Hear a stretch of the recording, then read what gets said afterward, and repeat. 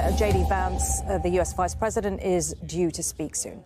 To the Prime Minister of Pakistan and to Field Marshal Munir, who were both incredible hosts.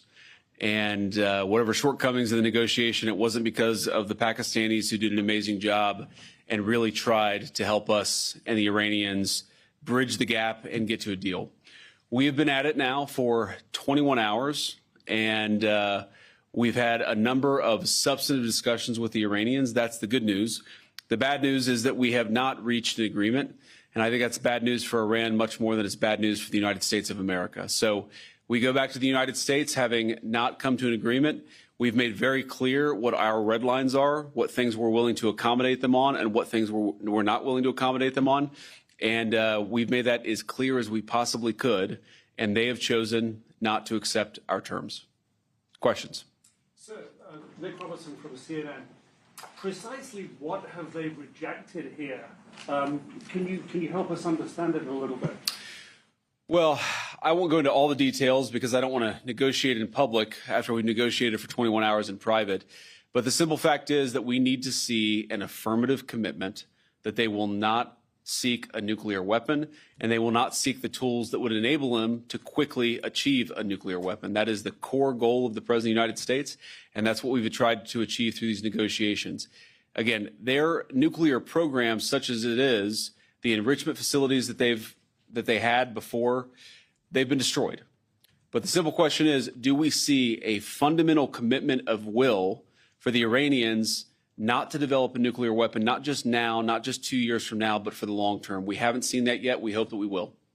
Jen. Was there a framework on anything? And also, did the Iranian frozen assets come up, and did you reach any conclusions on those frozen assets? We talked about all those issues, Jen, and we talked about a number of issues beyond that. And so certainly those things came up. But again, we just could not get to a situation where the Iranians were willing to accept our terms. I think that we were quite flexible. We were quite accommodating. The president told us, you need to come here in good faith and make your best effort to get a deal.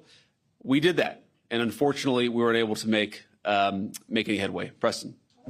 Mr. Vice President, how often did you communicate with President Trump throughout the negotiations? There were reports that there were multiple rounds where there were breaks in between negotiations. How often did you communicate with the president throughout those rounds, and what was he saying as you were going through these negotiations that you said fell short? Yeah, obviously we were talking to the president consistently. I don't know how many times we talked to him, a half dozen times, a dozen times over the past 21 hours. We obviously also talked to Admiral Cooper, to Pete, to Marco, to the entire national security team. We talked to Scott Bessent a number of times. So look, we were constantly in communication with the team because we were negotiating in good faith. And we leave here with a very simple proposal, a method of understanding that is our final and best offer. We'll see if the Iranians accept it. Thank you. Mr. Vice President, where does this leave the Strait of Hormuz? Did you going back to war, sir?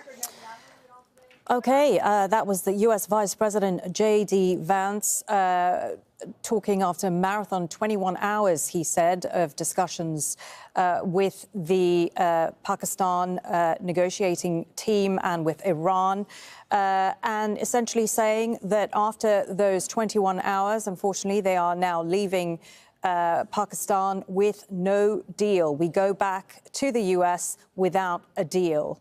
Let's go straight to Al Jazeera's Osama bin Javed, who is in the Pakistani capital near the venue of those talks. So there we go. That is the outcome of these talks. What did you take away from that statement from the U.S. Vice President? Well, it appears that after all of the effort that was put in, there is no deal. There is an understanding on the table that you can take out from that statement, that there is something on the cards that the Vice President says that is their best and final offer. And I think that is something which would, if you were an optimist, giving you some hope that there is still the negotiations process is not dead. I was speaking to a source just before we heard that the Vice President is going to be making a statement. And they told me that, well, the good thing is that there is no breakdown, but the bad thing is that there is no breakthrough. And according to the Vice President, well, the bad thing is that they're leaving without a deal. During these talks, it was never going to be easy. We were hearing from various diplomats, various sources, and there was very little concrete information coming out. So there was the first round, then the second round. So we believe there were about 5 rounds, and after every single one of them, there were exchanges of notes between these two sides.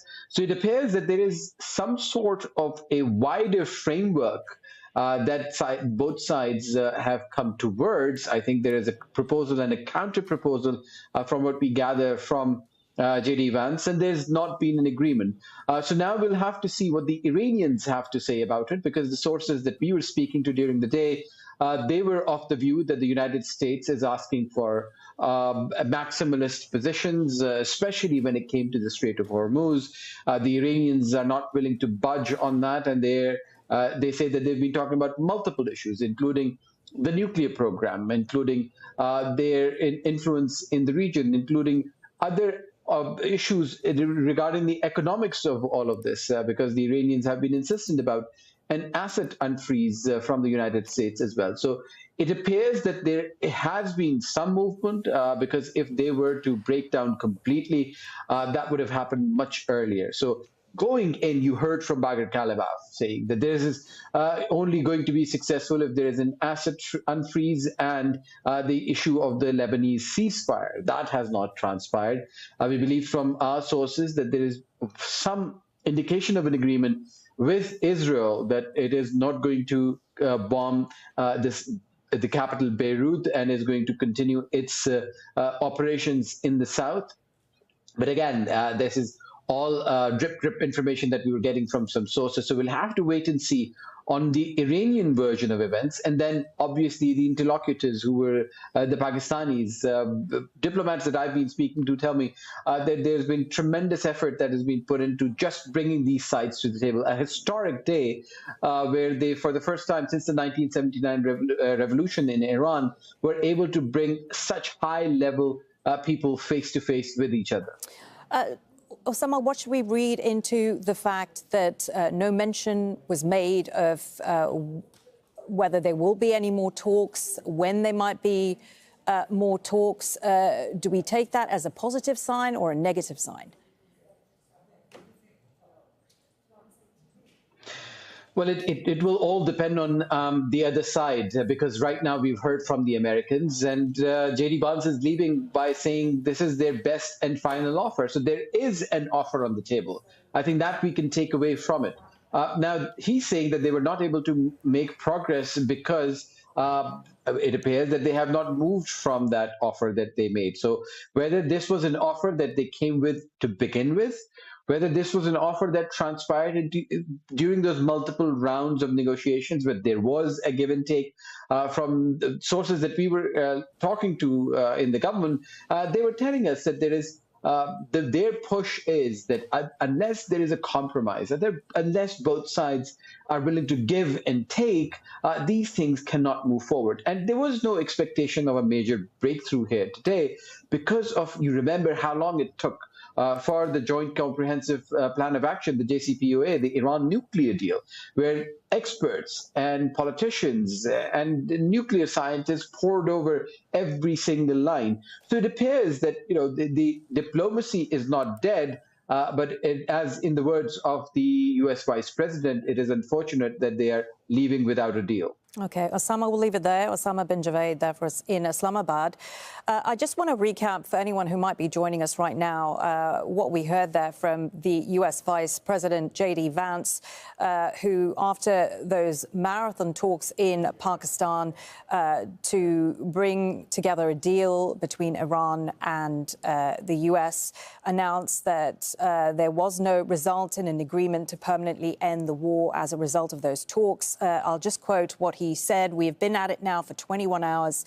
We've had a number of substantive discussions with the Iranians. That's the good news. The bad news is that we have not reached an agreement. And I think that's bad news for Iran, much more than it's bad news for the United States of America. So we go back to the United States having not come to an agreement." Let's bring in Mike Hanna, who's live in Washington, D.C. So, Mike, JD Vance on his way back now to the United States. What should we take away from all this? Well, is the glass half full or half empty? Very difficult to discern from those brief remarks made by the Vice President. And also, let's see, when he actually leaves Pakistan, although he says he is on his way back to the United States now. But taking a look at some of the positive aspects, first of all, that the talks lasted for so long indicates that they were indeed substantive, that very substantive issues were discussed, as the Vice President Vance does allude to. In his comment as well, there was a very interesting statement that he made that the U.S. has destroyed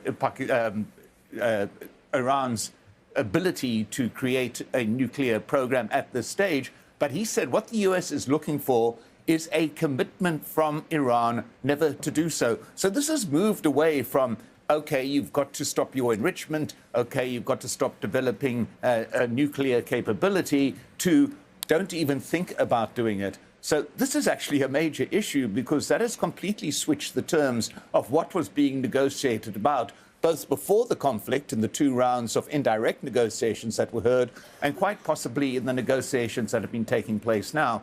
But we are still uncertain whether any form of technical discussion is going on. At one stage, it was said that the technical teams will now meet and discuss very substantive technical issues with regard to the agreement. We do not know whether that has been put on hold at all. And we do not know what is in what Vice President JD Vance said was his final offer, the final U.S. offer. We do not know what was in that. That is an offer that's been left on the table. So there is still a door open to further discussion. But it's very much a basis from what JD Vance said, of a take it or leave it to Iran. And as Osama was saying, let's wait and see what the Iranian version of events is before getting a fuller picture as to exactly whether there has been a movement forward or whether this has all fallen apart. One last point. President Trump is at a UFC match in Miami, Florida. He's not there. And interestingly enough, his Secretary of State is also at that same UFC competition. Although we did hear JD Vance saying that he's been in touch with all parties, including the President, the Secretary of State. But still, these events in the last few hours have been unraveling while the President is not actively monitoring the situation, rather being at a UFC match in Miami. Yeah, interesting. You mentioned President Trump, because JD Vance was asked by that journalist during the course of that press conference, you know, how often have you been in touch with the U.S. president? And he said, yeah, several times. He didn't give an exact number, but he said they had been back and forth with the U.S. president. And President Donald Trump saying this evening, whether we make a deal or not, it makes no difference to me. We've already won. I mean, he sounds, the President Trump at least, sounds like he's really keen to move on from the whole Iran crisis.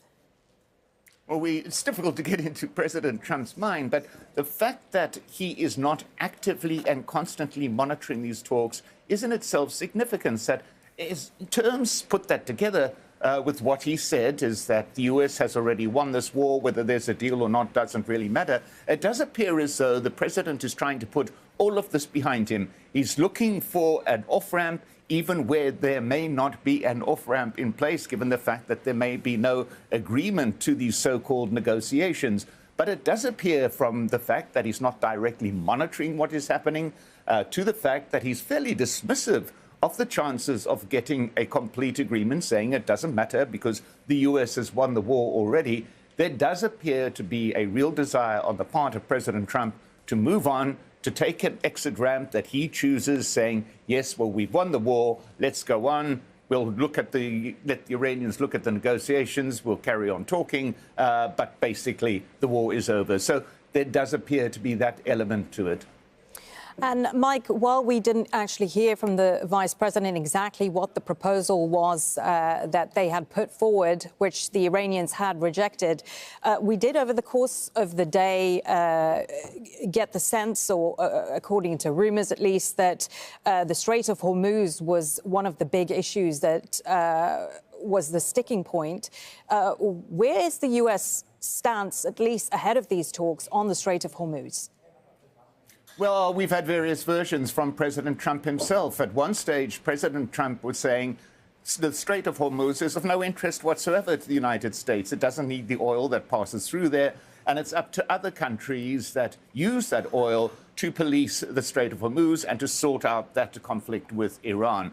However, a few days after that, he was saying that the Strait of Hormuz is front and central to the U.S. demands, and if the strait is not kept open, then there can be no negotiations. So we simply do not know where the president stands on this, because he's been giving two totally separate positions in the course of the past 10 days alone.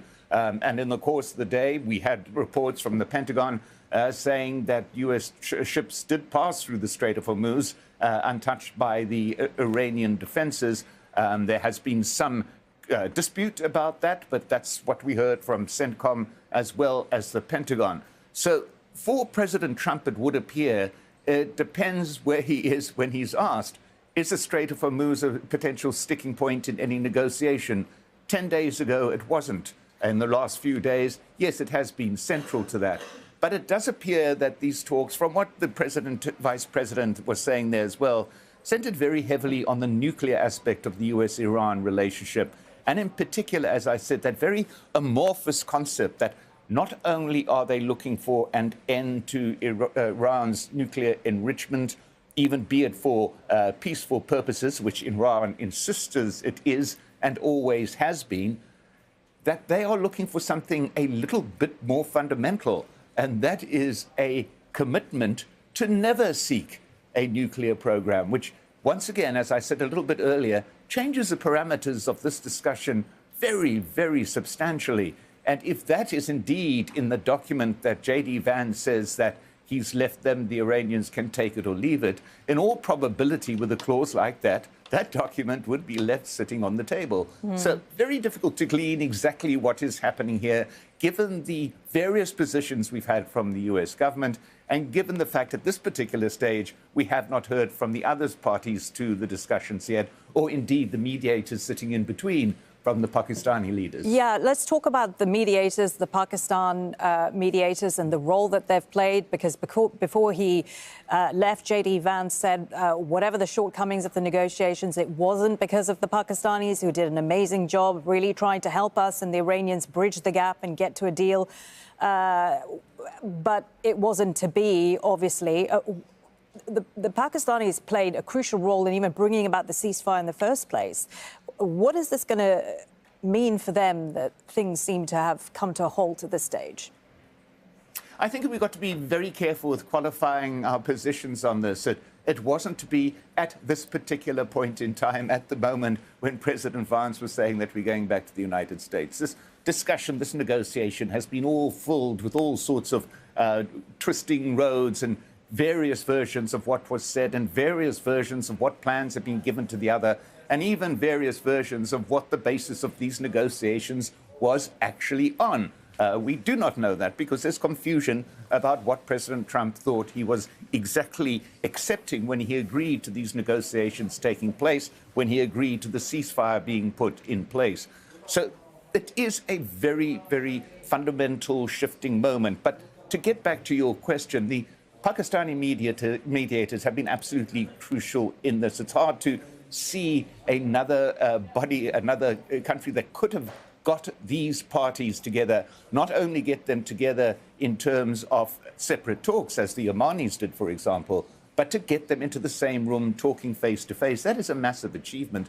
And whatever has come out of this particular round of negotiations, the one thing that remains very clear, also given what Vice President JD Vance said, is that this channel, this funnel of potential negotiation remains open. The Pakistan mediators are not going to go away and be dropped by the wayside, as Vice President JD Vance is making very clear there. So that avenue remains. And that's a very important aspect in all of this, because if the baby is being thrown out with the bathwater at the moment, as the Vice President of the US with his team walks away from the negotiations, what hasn't been thrown out is the mediating channel. That has been made very clear, and that is a very important thing to bear in mind as this process moves ahead in one way or the other. OK, Mike, thank you. Mike Hanna, our correspondent there in Washington.